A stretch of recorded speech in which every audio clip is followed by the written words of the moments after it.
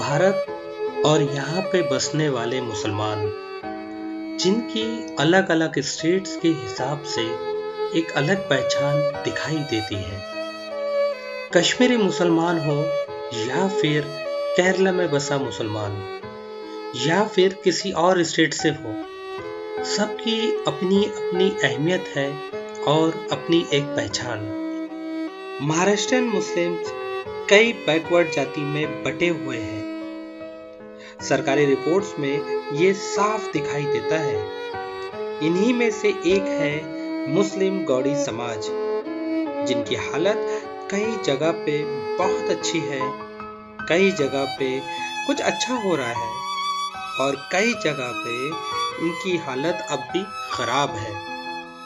महाराष्ट्र के अकोला में बसे गौड़ी समाज की हालत कुछ ऐसी ही है, जहां आज तक एजुकेशन और डेवलपमेंट का काम पूरी तरह से अब तक नहीं पहुंच पाया। मगर इसी समाज से दो ऐसी महिलाएं भी हैं जिन्होंने आला तालीम हासिल करने के बाद बड़े शहरों में जॉब करने की बजाय अपनी ही कम्युनिटी के लिए एजुकेशन और डेवलपमेंट का इदारा शुरू किया। कुछ सालों की मेहनत और कोशिश का ऐसा असर दिखाई देने लगा कि हर साल इसी समाज के बच्चे शहर की कई बड़ी स्कूलों में आला तालीम हासिल करते दिखाई दे रहे हैं। आइए मिलते हैं आज के खास मेहमान से, जो कि पैरामाउंट क्लासेस की फाउंडर है, मोहतरमा नसरीन बानो।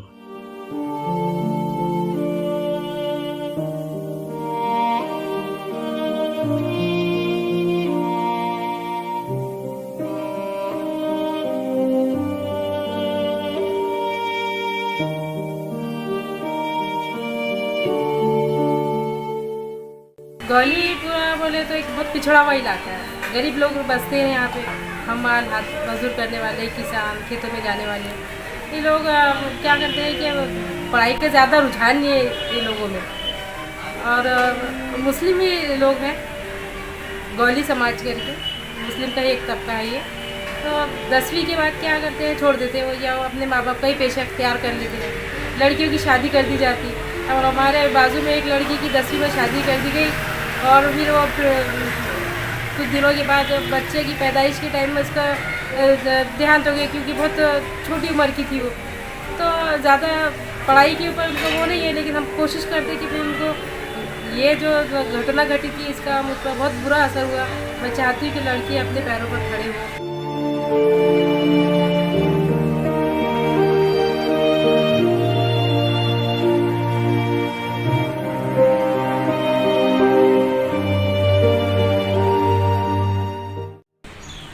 1982 से मैंने ये कोचिंग क्लास शुरू की, और जब से हज़ारों बच्चे यहाँ से एजुकेशन हासिल कर गए हैं।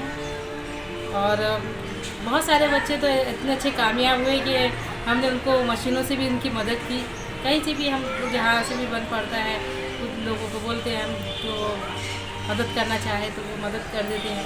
तो कुछ लड़कियों को हमने मशीनों से मदद की, तो वो आज अपना रोज़गार चला रही है उससे। कुछ अभी कोविड के चलते तो अभी बहुत बीमारियाँ वगैरह भी चल रही थी, तो हमने जैसे भी बंद पड़ा हमसे, खाने पीने की चीज़ें हैं और बीमारी के लिए दवाई के लिए पैसा, तो जितना भी बंद पड़ा हमने हम लोगों की मदद की।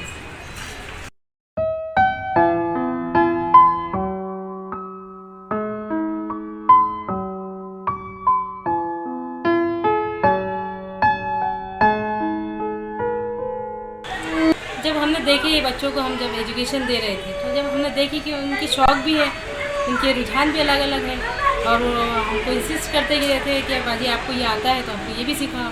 तो फिर हमने सोचा क्यों ना कि इसके अलग अलग डिपार्टमेंट खोले जाए। तो हमने सिलाई क्लास लड़कियों के लिए, खेतों में जाना पड़ता था ना उनको काम करने के लिए, तो हमने सिलाई क्लास, ताकि वो कुछ कमा सके, उससे रोज़गार हासिल कर सके। तो सिलाई class, Markram work, mehndi work, ये भी कंप्यूटर क्लास, ये सिखाना शुरू किए ताकि वो उसमें अपना रोज़गार हासिल कर सके।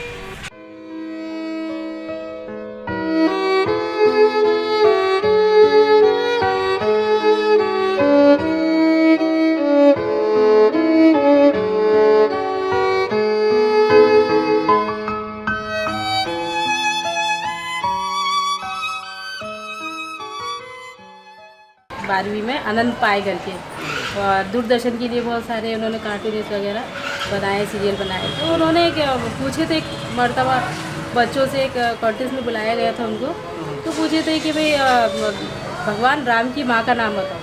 तो हमारे बच्चों ने वो नाम बता नहीं पाए थे उनके बच्चों। तो उनको ऐसा लगा कि भाई हिंदुस्तान है ये, और हिंदुस्तान चाइनीज़ बच्चों ने भी इसमें पार्टिसिपेट किया था, उन्होंने बताया। तो उनको ऐसा लगा था कि भाई हिंदू हो के उनको उनके धार्मिक नॉलेज नहीं है।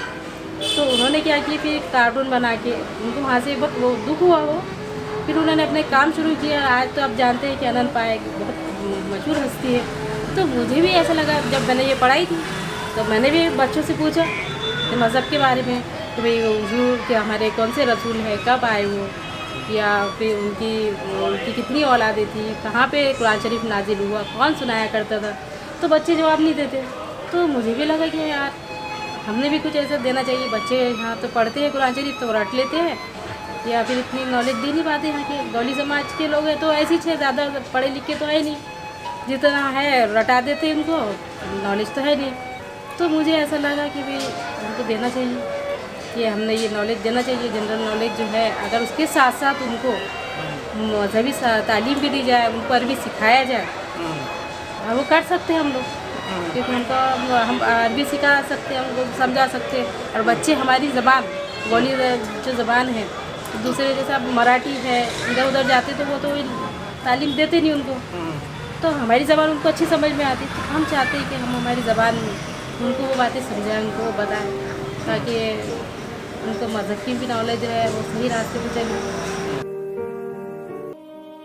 फ्यूचर प्लान तो ये है कि जैसे अब हमारी जब ज़रूरत, जितनी बड़ी जगह थी हमारे पास, तो हम उतने में बिठाया करते थे बच्चों को, नीचे बिछा के, चटाई वगैरह बिछा के।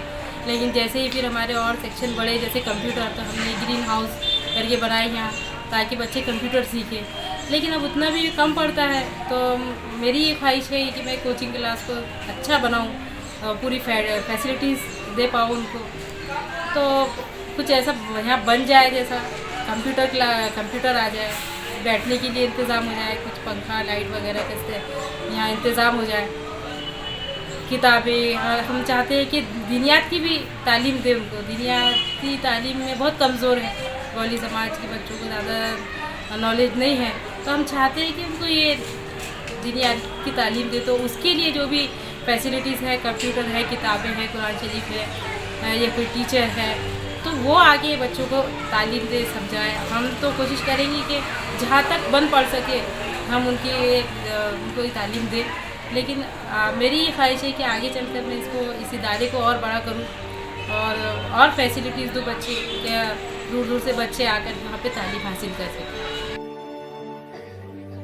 आज मुस्लिम समाज में नसरीन बानो और शबाना परवीन जैसी महिलाओं की सख्त ज़रूरत है, जो कौम के बच्चों को ना सिर्फ एजुकेशन बल्कि मजहबी धारा से भी जोड़ने की कोशिश कर रही है, जो आज कौम की बहुत बड़ी ज़रूरत है। 2000 से भी ज़ायद आबादी वाला अकोला का ये बैकवर्ड मुस्लिम गौड़ी समाज बेहतर तालीम और एक दीनी मदरसे का हकदार है, और यकीनन दुनिया में आबाद खुदा की उम्मत इसे ज़रूर आबाद करेंगी।